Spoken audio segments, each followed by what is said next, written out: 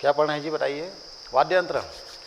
चलिए, छत्तीसगढ़ के जनजाति वाद्य यंत्र, जो हमारे कई सालों से जनजाति लोग अपना निजी वाद्य यंत्र प्रयोग कर रहे हैं, उसको हम लोग को क्या करना है? पढ़ना है। तो वाद्य यंत्र का बहुत सारा आपका अलग अलग छोटे छोटे बड़े आपका वाद्य यंत्र है, उसको हम लोग क्रम वाइज पढ़ेंगे। इधर ध्यान दो भाई, मान लो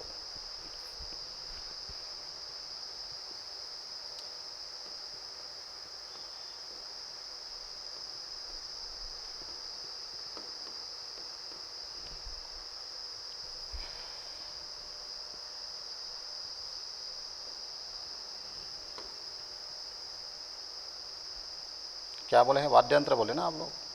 ठीक।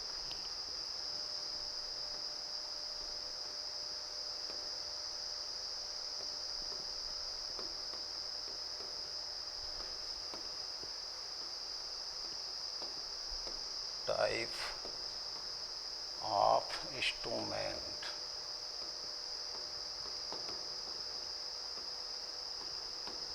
क्या है आपका? Type of instrument. चले, ये आपका तुम्हारा वाद्य यंत्र। टाइप ऑफ इंस्ट्रूमेंट मतलब वाद्य यंत्र के प्रकार। अब ये जो वाद्य यंत्र है छत्तीसगढ़ में, जो जनजाति वाद्य यंत्र है, ये 4 प्रकार से होता है। कितने प्रकार से होता है आपका? 4 प्रकार।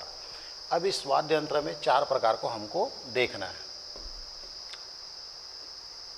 ये लो 4। नंबर पहला तत् वाद्य यंत्र, दूसरा वितत, वितत या औ नद, औनद वाद्य यंत्र, औनद। और तीसरा होता है घन, और नंबर चौथा होता है सुशीर। क्या होता है? सुशीर। कितने प्रकार से होता है? 4। कितने प्रकार का वाद्य यंत्र है बोलेगा? 4। ये तुम्हारा तत्वाद्य यंत्र, ये वितत वाद्य यंत्र, इसी को औनद वाद्य यंत्र बोलते हैं। अब ये है आपका घन वाद्य यंत्र, और ये है आपका सुशीर वाद्य यंत्र। कितने प्रकार से होता है? 4। ये होता है तत् वाद्य यंत्र, ये होता है वितत, इसको औनद भी बोलते हैं। उसके बाद घन वाद्य यंत्र, उसके बाद क्या होता है? सुशीर। यानी छत्तीसगढ़ में जो जनजाति का परंपरागत वाद्य यंत्र है, और आधुनिक भी बनाने की कोशिश करूँगा मैं, तो जो आपका परंपरागत वाद्य यंत्र है, इसको 4 भाग में बांटा गया है। अब अपने को जानना है कि जो तत् वाद्य यंत्र है, वितत वाद्य यंत्र है, ये जो घन है, ये सुशीर है, इसमें बेसिक अंतर क्या है? तो नंबर पहला, तत् वाद्य यंत्र वह वाद्य यंत्र जो क्या हो? तरंग हो। वह वाद्य यंत्र जिसमें वो वाद्य यंत्र में तरंग निकलता हो या वो तना हुआ हो, तो उसको क्या बोलते हैं? आपका तत् वाद्य यंत्र। यानी कि वह तो तरंग से बनता हो या तो वो तना हुआ है। जैसे अपने को समझ में नहीं आ रहा है तो उसको हम लोग वीडियो के माध्यम से दिखाएंगे। पहली बात, आप ये चारों में अंतर देखिएगा। तत् वाद्य यंत्र हो जिसमें तरंग निकलता हो और तनता हो, उसको बोलते हैं तत् वाद्य यंत्र। उसके बाद आ जाता है वितत वाद्य यंत्र। वितत वाद्य यंत्र जिसमें तरंग ना निकलता हो, जो तना हुआ ना हो, उसको बोलते हैं वितत वाद्य यंत्र। ये भी जब मैं वीडियो दिखाऊंगा तो समझ में आएगा। उसके बाद क्या होता है आपका घन वाद्य यंत्र। घन मतलब जिसके घनत्व के हिसाब से आवाज़ साउंड निकलता हो, उसको बोलते हैं आपका घन वाद्य यंत्र।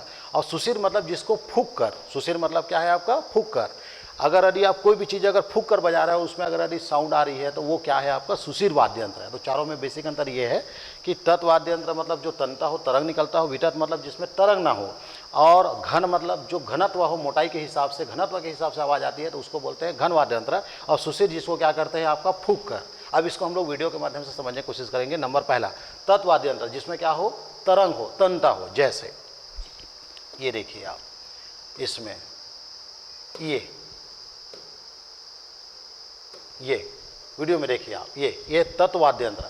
अब ये जो तत् वाद्य है, इसमें सबसे पहले आपको देखना है इस तमूरे को। किसको देखना है? तमूरा। ये देखो तमूरा है सबसे प्रसिद्ध तत् वाद्य यंत्र। देखो इसमें तार लगा हुआ है, अब ये तना हुआ है। जैसे टुन टुन टुन टुन करोगे तो इसमें क्या निकलेगा? आपका तरंग। उसी तरंग से क्या बनता है? आपका साउंड बनता है। इसलिए इसको क्या बोलते हैं? आपका तत् वाद्य यंत्र। तो ये तमूरा है छत्तीसगढ़ का। और सबसे प्रसिद्ध तो धनकुल वाद्य यंत्र दिख रहा होगा, जिसमें देखो ये मटका है, सुपा है, और इधर ये तंत्र रखा है, ऐसा ठोकते हैं इसको, इससे आपका धनकुल वाद्य यंत्र बनता है। इसके बाद तुम्हारा ये रणसागर है, आधुनिक वाद्य यंत्र है। और ये आपका वीणा है, ये भी तत्व में आता है, लेकिन ये जनजातियों का नहीं है, आधुनिक है। परंपरागत दोनों को हमने जोड़ा है, कोशिश किया आपके लिए। और ये रबार है, ये भी वाद्य यंत्र है। देखो ये भी तमूरा जैसा दिख रहा है, एक तारा। और ये सारंगी है, इसको तुम लोग देखे होंगे गांव में जो बसदेवा आते हैं, जय गंगा वाला, वो लोग रखे रहते हैं, तो ये वो सारंगी है, ऐसा ही वाला डिजाइन का रहता है उसका। इसके बाद ये तुम्बी है, देखो इसका डिजाइन का, देखो ये जंतर वाद्य यंत्र है।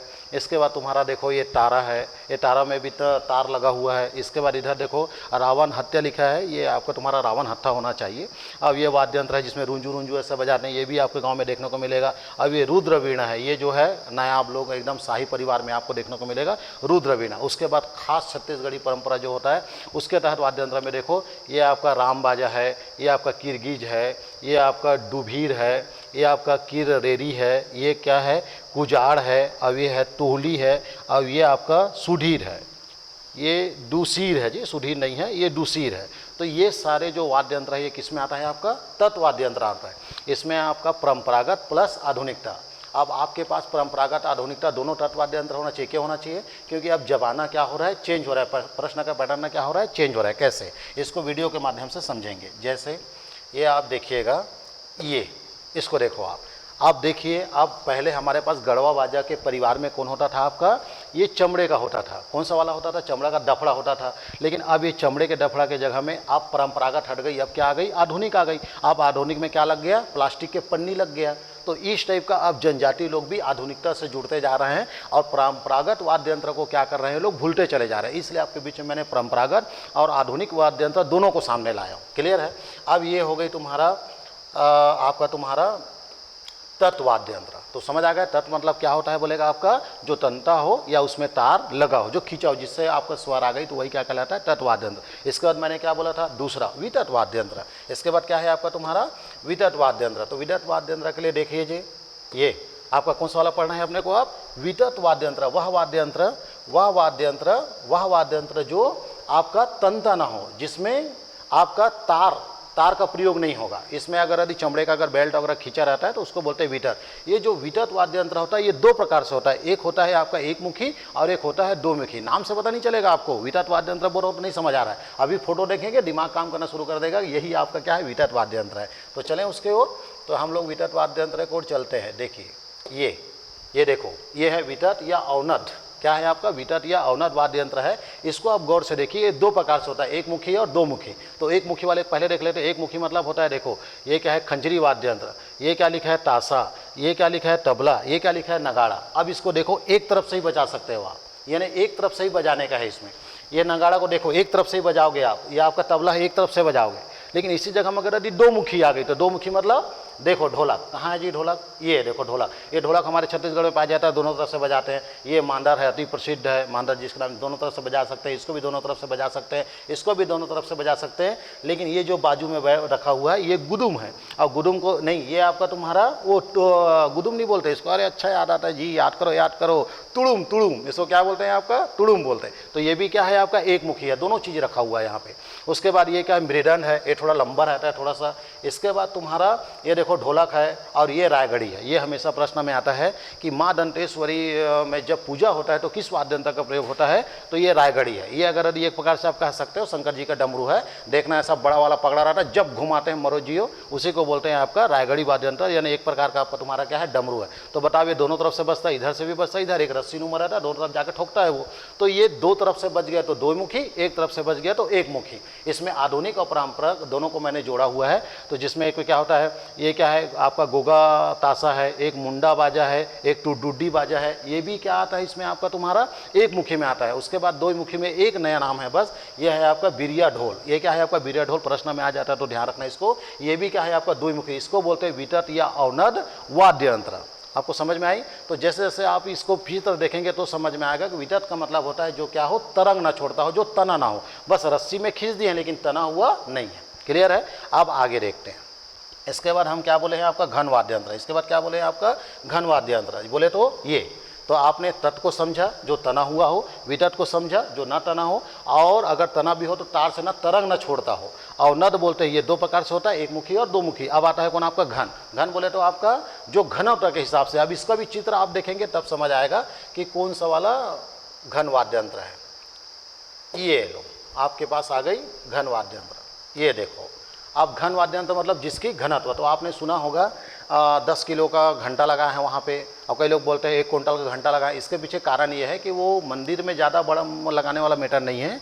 एक्चुअली रियल में ये है कि जब मंदिर में घंटी बजे तो वो 1 किलोमीटर तक सुनाई दे, 2 किलोमीटर तक सुनाई दे, 4 किलोमीटर तक सुनाई दे, उस हिसाब से घंटी को क्या किया जाता है आपका मंदिर में लगाया जाता है। क्योंकि छोटा अगर लगाओगे तो आधा किलोमीटर तक सुनाई देगा, और बड़ा वाला लगाओगे घंटा तो वो 2 किलोमीटर तक सुनाई देता है। इसलिए इसका इंपॉर्टेंट किसमें है आपका घन यानी मोटाई। जैसे आपको तुम्हारा देखो घंटी, ये घंटा है प्राचीन जमाने का। अब ये घंटा जो है अगर छोटा रहेगा तो कम दूरी तक सुनाई देगा, और बड़ा रहेगा तो 2 किलोमीटर तक। इस कारण इस घंटा का महत्व है घनत्व से, इसलिए इसको क्या बोलते हैं आपका घन वाद्य यंत्र। अब इसमें देखो कौन कौन है परंपरागत, देखोगे क्या है, टिड्डुड्डी है, आपका दुड़का है, आपका घिनी है, फिर कोर्टा है, अब ये क्या है, धूला है। ये सब परंपरागत वाद्य यंत्र है, किसका, आपका घन का। आप आधुनिकता में देख लो, ये झांझ है, देखे होंगे जब कोई पिक्चर में जाते हैं ठप से बजता है, एकदम झन के करता है, तो ये है आपका तुम्हारा झंझना। उसके बाद एक घंटा तो सभी लोग जानते छो। और ये ना, ये घंटी है, ये घंटा बड़ा हो गया और ये घंटी छोटा है, ये भी मंदिर में रहता है, लेकिन इसको छत्तीसगढ़ में आदिवासी लोग क्या बोलते हैं, जनजाति लोग क्या बोलते हैं, मुयांग। और ये जो मुयांग घंटी का प्रयोग कब होता है बोलेगा, ककसार नृत्य में। कई बार प्रश्न में आ गया ये, ककसार नृत्य के दौरान कौन सा वाद्य यंत्र का प्रयोग होता है बोलेगा, तो वो मुयांग का मतलब होता है हिंदी में क्या, घंटी।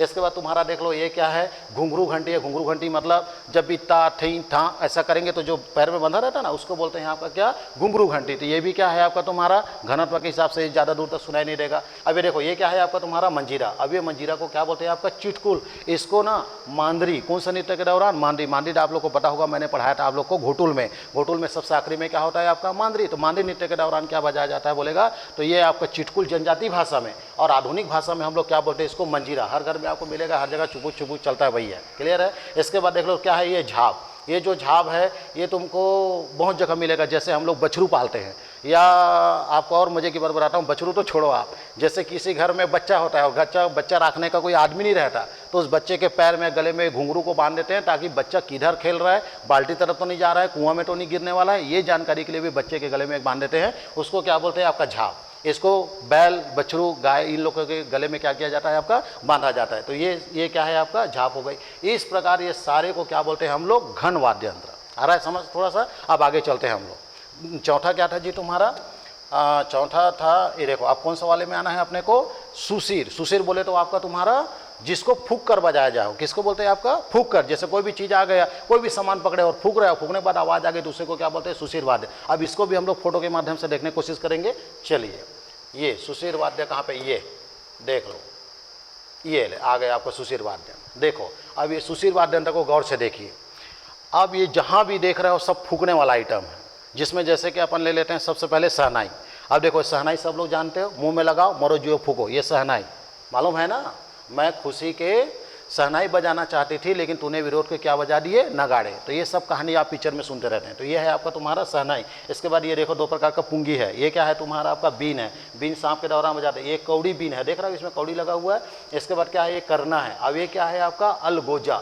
देखो इसमें 5 छेद है, ये भी बांस का बना रहता है, ये जनजाति लोग बहुत ज़्यादा प्रयोग करते हैं। तो ये आपका अलगोजा क्या है, वाद्य यंत्र है। ये भी क्या करता है, फूक के बजाया जाता है। इसके बाद ये दिख रहा है आपका पुंगी बजाना। कई लोग देखे होंगे गाली वाली होता है तो ऐसा बोलते हैं, क्या बोलते हैं, मैं तेरा पुंगी बजा दूंगा। आज तक हम ये सोच रहे थे कि पुंगी मतलब गाली गलौच होगा करके, लेकिन आज सच में हमको पता चला पुंगी रियल में बजाने का होता है। किसी का पुंगी नहीं बजता, बजाने का वाद्य यंत्र होता है। तो ये आपका पुंगी है। बहुत दिन बाद देखे इसको, गौर से देखिएगा। इसके बाद तुम्हारा क्या है, बांसुरी। ये तो सर कृष्ण का देन है, जो बांसुरी बजा लिया वो कृष्ण के धारा में जुड़ जाता है। अब आप उसको समझते हो। तो बांसुरी ये भी क्या करते हैं, फुक्कर बजाते हैं। उसके बाद एक अजीब चीज़ है, देखो इसको गौर से, ये है तोड़ी। ये ना आपका कलचुरी वंश में, या आपका तुम्हारा आपका इधर जाएंगे काकती वंश में, इस दौरान जो राजा होते थे ना, उसके बाद जो दरबारी कवि होते थे, जो वाद्य यंत्र वाले होते थे, इसका प्रयोग करते थे। वो कौन है आपका, तोड़ी। ये भी बड़ा जबरदस्त मेटल से बनता है, ढड़वा कला से भी बनता है, आपका वो भ्रष्ट मोम पद्धति, और साथ में आपका 6 संयोजन से भी बनता है। ये सारी चीज़ों से इसको बनाते हैं लोग। इसके बाद क्या है आपका, ये सुकुड। ये क्या है आपका, सुलूड है ये। इसमें जिसमें ऊपर तरफ ऐसा कुछ घंटी जैसा बंधा हुआ है, नीचे भी बंधा हुआ है। अब ये भी बांस के माध्यम से, ये भी क्या है, एक ना बांसुरी नुमा है, लेकिन इसको छत्तीसगढ़ में क्या बोलते हैं, सुलूड। इसके बाद तुम्हारा देखो अकुम। अब ये अकुम तो और नायाब है सर, इसको देखिए आप। ये ना रियल में इसको गौर से देखें, ये कोई बांस वांस का नहीं है। ये क्या है आपका, भैंस है। और भैंस का जो सींग है उसको कितना बारीकी से काटा गया है, देख लीजिए। जैसे आपका फैक्ट्री में मैन्युफैक्चरिंग हुआ है, ऐसा टाइप का काटे, और इसको पता नहीं किसमें चिकना किए हुए हैं। इसका चिकनाहट को देखिए आप, इतना ज़बरदस्त और कितना बजने में आवाज़ आती है। तो इसको बोलते हैं छत्तीसगढ़ में क्या, अकुम। तो अकुम वाद्य यंत्र क्या हो गया बोलेगा आपका तुम्हारा, ये आपका भैंस के सींग से बनता है। उसके बाद तुम्हारा क्या हो गई, बाकी खत्म। अब ये नया परंपरागत, एक का नाम बाउसी, एक का नाम नेफरी करनाल। ये नेफरी करनाल जो है लग रहा है आधुनिक लग रहा है आपको, लेकिन ये जो नेफरी करनाल है ये ना माँ दंतेश्वरी के दौरान जब पूजा होता है तो उस समय वाद्य यंत्र में क्या बजता है, रायगढ़ी।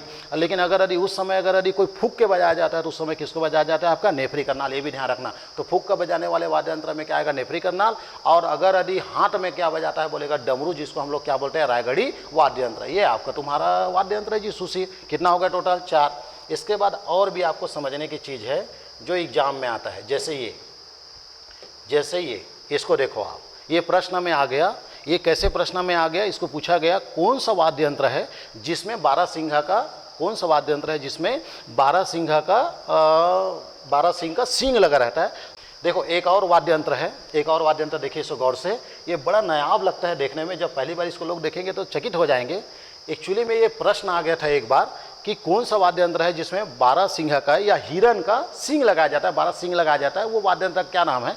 तो रियल में इसको गुदुम बाजा बोलते हैं। इसको रियल में ये गुदुम है, इसको ना सिंग बाजा भी बोलते हैं क्योंकि इसमें सिंग लगा हुआ है, लेकिन रियल में इसको छत्तीसगढ़ी में क्या बोलते हैं, गुदुम बाजा। तो ध्यान रखना कौन सा ऐसा वाद्य यंत्र है जिसमें आपका हिरन के 12 सिंघा लगा रहता है, सिंग को लगा के बजाते हैं बोलेगा, तो बाजा का नाम क्या है आपका, गुदुम। इस टाइप का वाद्य यंत्र छत्तीसगढ़ में पढ़ा जाता है बाबू लोग। आपको इस प्रकार 4 वाद्य यंत्र शानदार समाप्त हो गई। इसमें एकदम सरल है, टाइप ऑफ इंस्ट्रूमेंट को देखिए आप। एक होता है तट, एक होता है वितट, एक होता है धन और एक होता है सुशीर। एकदम सरल है। तट मतलब तना हुआ, वितट मतलब तना हुआ ना होना चाहिए। 2 प्रकार से होता है, एक मुखी 2 मुखी। अब एक होता है घन वाद्य यंत्र जिसके मोटाई के आधार पर वाद्य यंत्र होता है, और एक होता है सुशीर जिसको फूंक कर बजाते हैं। इसको बोलते हैं छत्तीसगढ़ की जनजाति वाद्य यंत्र, आधुनिक प्लस परंपरागत वाद्य यंत्र। क्लियर है।